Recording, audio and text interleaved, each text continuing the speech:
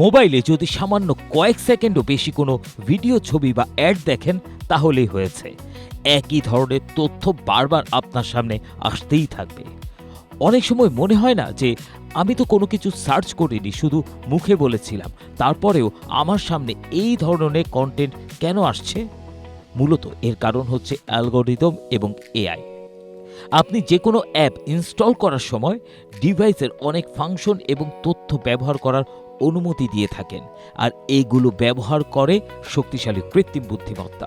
আপনার পছন্দকে ব্যবহার করে অ্যালগরিদম বিভিন্ন তথ্য আপনার সামনে এনে হাজির করে আপনার সিদ্ধান্তকে প্রভাবিত করতে। জীবন অবাক না করলে কে করবে? 28% মিল্ক ফ্যাটের অবাক করার সাথে ফ্রেশ মিল্ক পাউডার। জীবন অবাক করুক প্রতিদিন। অ্যালগরিদম আসলে কি? সহজ কথায় এটি এক ধরনের গাণিতিক নির্দেশনাবলী বা কোড, যেটি আপনার আচরণকে বিশ্লেষণ করে। সোশ্যাল মিডিয়ার মূল উদ্দেশ্য হলো আপনাকে 24 ঘন্টা স্ক্রিনে আটকে রাখা, যাকে বলা হয় ইউজার এঙ্গেজমেন্ট। আপনি যত বেশি সময় দেখবেন, তারা তত বেশি বিজ্ঞাপন দেখাতে পারবে আর তত বেশি আয় করবে। আপনি কোনো পোস্টে একটু বেশি সময় থামলেন, কোনো ভিডিও শেষ পর্যন্ত দেখলেন কিংবা কোনো লিঙ্কে ক্লিক করলেন, এসব কিছুই তথ্য। প্ল্যাটফর্ম এগুলো সমস্ত কিছু রেকর্ড করে। আপনাকে স্ক্রিনে আটকে রাখার সবচেয়ে সহজ উপায় হচ্ছে আপনার দুর্বলতাকে ঠিকঠাক বোঝা এবং তা ব্যবহার করা। আমাদের একটি বড় দুর্বলতা হলো আমরা নেগেটিভ তথ্যের প্রতি খুব দ্রুতই আকৃষ্ট হই, আর এ তথ্যই ব্যবহার করে এআই। আসলে আপনার সোশ্যাল মিডিয়া ব্যবহারের তথ্য নিয়ে তৈরি হয় একটি ইকো চেম্বার, যেখানে আপনি যা দেখছেন, শুনছেন বা পছন্দ করছেন সেই সব তথ্য জমা করে রাখছে।